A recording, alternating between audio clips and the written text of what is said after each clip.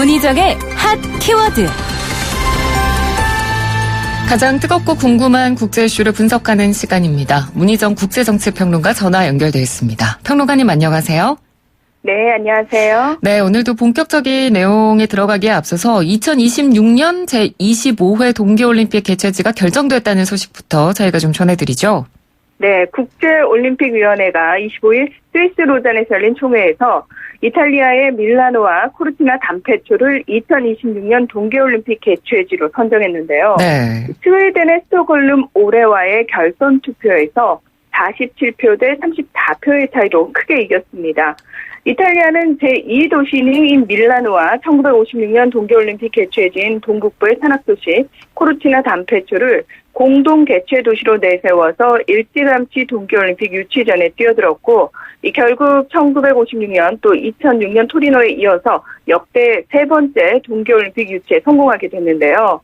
2026년 2월 6일부터 22일까지 열릴 올림픽은 최대한 개최 비용을 아끼기 위해 도시가 종목을 나눠 진행하며 아이스하키, 쇼트트랙, 피겨스케이팅 등은 밀라노에서, 또 눈이 직접적으로 필요한 종목들은 코르티나 담페초에서 치러질 예정인 것으로 알려졌습니다. 네. 이 올림픽 관련 전문 매체인 인사이드 더 게임즈는 이탈리아 정부의 강력한 대회 지원 계획과 이탈리아 국민의 열렬한 유치 의지가 승패를 갈랐다고 분석했는데요. 이 올림픽 유치 지지 여론조사에서 밀라노와 코르티나 담페초 주민들은 83%가 지지한다고 선택했지만 스톡홀름 올해의 지지율은 55%에 그쳤기 때문입니다. 네, 그렇군요.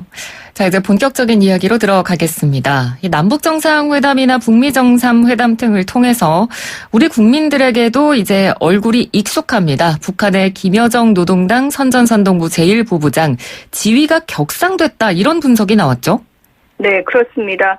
25일 이해운 바른미래당 의원이 시진핑 중국 국가주석의 방북 관련 국정원의 보고사항들을 기자들에게 브리핑하는 과정에서 김여정 부부장의 지위가 격상된 것으로 보인다는 발표를 했는데요. 네. 그 근거로 이 북중 정상회담 현장 사진을 보면 김여정 부부장이 최룡해 최고인민회의 상임위원장이나 류수용 노동당 국제담당 부위원장과 같은 반열에 서 있다는 이유를 들었습니다. 우리도 여러 번 확인했던 바와 같이 최근까지 김 부부장은 김정은 국무위원장을 밀착 수행하면서 각종 행사와 의전을 직접 챙겨왔는데요. 네. 지난 21일 시진핑 중국 국가주석 방북 당시에는 현송월 참지연 관영악단장 및 이 당 선전선동부 부부장이 그 역할을 대신하면서 이 변화를 감지할 수 있었습니다. 네. 이 시진핑 주석의 국빈 방문 현장 모습에서도 우리가 좀 감지를 할 수가 있었는데 북한 내 어떤 다른 직책이나 역할에도 좀 변화가 있었던 것 같더라고요. 네. 큰 틀에서 보면은 외무성이 전면에 나서고 노동당의 통일전선부는 대외 업무에서 배제되는 모양새라고 할 수 있는데요. 이 남북 정상회담이나 북미 정상회담 등에서 가장 앞선에 있던 김영철 노동당 부위원장이 이 시 주석 방문 환영 행사에서는 모습을 보였지만 정상회담에는 배석하지 않은 점 등을 고려한다면 역할이 상당히 축소된 것으로 짐작됩니다. 네. 국정원은 환영 행사 당시 자리 배치를 보면 리용우 외무상의 자리가 자신보다 서열이 높은 당 부위원장의 앞자리에 있었다며 이 외무성의 위상이 올라갔고 외무성 그룹이 대외 현안을 주도한다는 것을 시사한다고 분석했는데요. 이 외무성이 김정일 국방위원장 집권 시절부터 주도했던 대미 협상 등 외교 전반을 관장하고 대신 김영철 부위원장과 당 통일전선부는 대미 협상에서 손을 떼고 이 고유의 대남 업무만 하도록 조정된 것으로 보입니다. 참고로 말씀드리면은 김정일은 국방위원장이고 김정은은 국무위원장이잖아요. 네. 이게 왜 그러냐면 2016년에 이제 국무위원회로 바뀐 건데요. 그 전까지는 성군 정치라고 해가지고 군이 이끌어가는 정치 체제였다면은 김정은 위원장이 2016년부터 현당 정치라고 해서 당이 이끌어가는 정치 체제로 바뀌었기 때문입니다. 네. 이 북한의 이러한 변화를 저희가 지난번에도 한번 그 관련 전문가와 인터뷰에서 이야기를 나눴습니다만 이 하노이 회담 결렬의 후폭풍으로 분석하는 그런 시각들도 좀 있죠. 네, 어쨌든 결과적으로 아무 성과 없이 정상회담이 끝났기 때문에 실패라고 보는 시각이 대부분이다 보니 어떤 방식으로든 회담 결렬에 대한 책임을 묻는 절차가 반드시 필요했기 때문인데요. 네. 사실 민주주의 국가인 우리나라에서도 대통령의 외교 성과를 꼼꼼하게 따지는 경우가 대부분인데 그렇죠. 북한의 경우 김정은 국무위원장이 대대적으로 외국까지 가서 열린 정상회담인데 아무런 성과가 없었다는 것을 북한 주민들에게 어떻게 설명해야 할지 상당히 곤란했을 것이라는 얘기입니다. 네. 그래서 하노이 회담 이후 리더십에 치명상을 입었다거나 또는 협상 결렬에 대한 트라우마 이런 얘기들이 나오기도 했고요. 따라서 김정은 위원장이 책임을 지는 상황은 불가능하기 때문에 책임을 지고 사퇴를 할 수도 없는 거고요. 그러니까 이전 북미 정상회담에 관여하고 대미 전략을 담당하는 조직 재정비를 통해서 하노이 회담의 실패를 마무리 지었을 것으로 풀이할 수 있습니다. 네. 그런데 상식적으로 생각해 보면요. 외교와 관련해서 외무성이 전면에 나서는 건 너무 당연한 상황이라고 할 수 있는데요. 그렇죠. 정상회담에 리설주 여사를 대동한다거나 정상회담에서 허심탄회하게 말을 하기도 하고 또 신년 대국민 연설도 하는 등 김 위원장이 펼치는 정치적인 행보가 이전 세대와 달리 정상 국가의 모습과 유사하고 이 북한이 국제사회에 더 이상 폐쇄적이고 비정상적인 국가처럼 보이길 원치 않는 그 방향을 여실히 보여주고 있기 때문에 외무성의 전면 배치는 일견 타당해 보이기도 합니다. 네, 그렇다면 더더욱 북한이 미국과의 협상에 의지를 가지고 있다. 이런 의미로도 풀이를 할 수 있을 것 같은데 네네. 이번 주말에 이제 드디어 트럼프 대통령이 방한을 하지 않습니까? 이거 시기적으로 봐도 좀 타이밍이 좋은 것 같은데 어떻게 보십니까?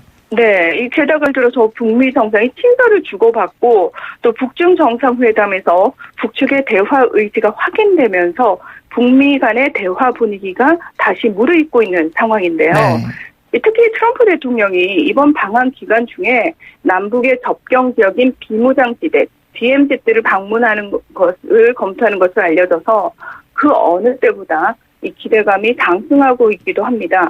마이크 폼페이오 미 국무장관도 지난 23일 북한이 준비됐다면 우리는 당장 협상을 시작할 준비가 돼 있다고 북한과의 실무협상 의지를 적극적으로 내비쳤는데요.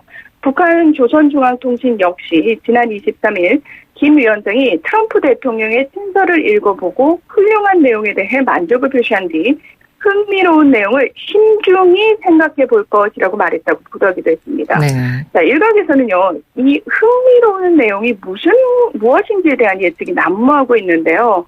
판문점에서 깜짝 남북미 정상회담이나 북미 정상회담이 열릴 것이란 극적 반전을 꾀할 수 있는 얘기가 특히 주목을 끌고 있습니다. 네. 그러니까 말 그대로 깜짝 만남이라는 게 우리가 지금 생각할 수 있는 그 한계선의 가장 최대의 정치쇼라고도 볼 수 있는 거잖아요. 그렇죠. 네, 그렇다면 이게 현실적으로도 정말 가능할 수 있을지 이 부분도 좀 의문인데요. 네.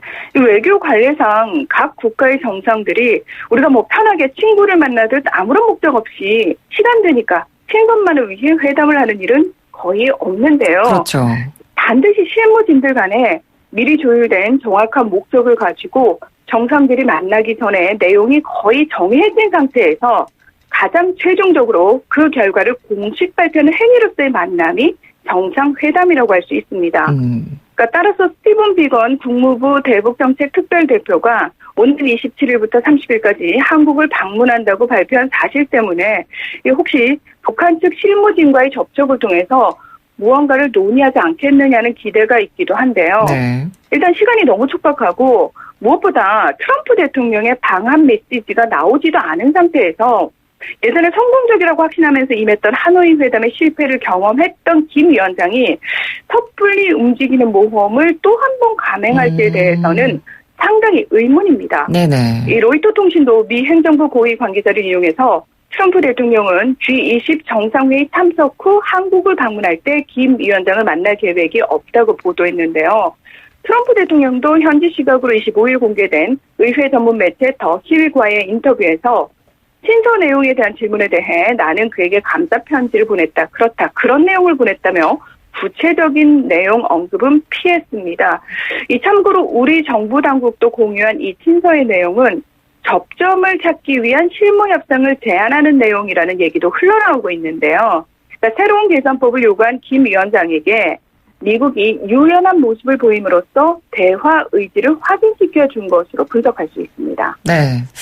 지금까지 트럼프 대통령의 다른 국가 방문 시를 떠올려 본다면 항상 본인이 요구하는 걸 확실하게 요구하는 스타일입니다. 강경하게 발언한다라는 이야기가 나올 정도로요. 네네. 그렇다면 이번 방안에서는 또 트럼프 대통령이 어떤 메시지를 내놓을지 그 부분도 좀 궁금합니다. 일단 기본적으로 북핵과 관련한 의제가 중심이 되겠지만 네. 한국과 미국 간에 다뤄야 하는 실무적인 일들도 꽤 많은데요. 그렇죠. 2020년 대선 출마를 공식화했기 때문에 미국 내 지지자들을 향한 차원에서 무역 수지 적자 개선과 방위비 분담금 인상 등을 요구할 가능성이 큰 편입니다. 자, 그리고 방문 자체만으로도 한미동맹을 상징하는 주요한 전략적 장소인 DMZ에서 어떤 메시지들이 나올지 궁금해하시는 분들이 많은데요. 네. 그러니까 북한과 관련해서 전임 대통령들이 하지 못했던 북한의 핵실험 폐지와 인질 송환, 전쟁에 대한 위험 감소 등을 늘 자신의 치적으로 자랑하는 트럼프 대통령이기 때문에 이 기조를 계속 유지하는 차원에서라도 이전 대통령들과는 달리 북한에 대한 훨씬 개선된 인식과 앞으로의 북미 관계에 대한 희망을 얘기하는 내용일 가능성이 농후합니다. 예. 이 1983년 11월 로널드 레이건, 또 1993년 7월 빌 클린턴, 2002년 2월 조지 W 부시, 2012년 3월 버락 오바마 대통령이 DMZ를 방문하면서 북한에 대한 적대적인 메시지와 더불어서 북한 자체를 부정적으로 묘사하는 말들이 나왔는데요. 이번에는 이런 내용과 전혀 상반된 3차 북미 정상회담에 대한 기대라든지 한반도 평화 관련 메시지가 될 것이란 전망이 많습니다. 네, 알겠습니다. 오늘 말씀은 여기까지 듣도록 하겠습니다. 고맙습니다. 네, 고맙습니다. 네, 지금까지 문희정 국제정치평론가였습니다. 1부는 여기서 짧게 마무리를 하고요. 잠시 뒤 2부 국경 없는 토론으로 돌아오겠습니다.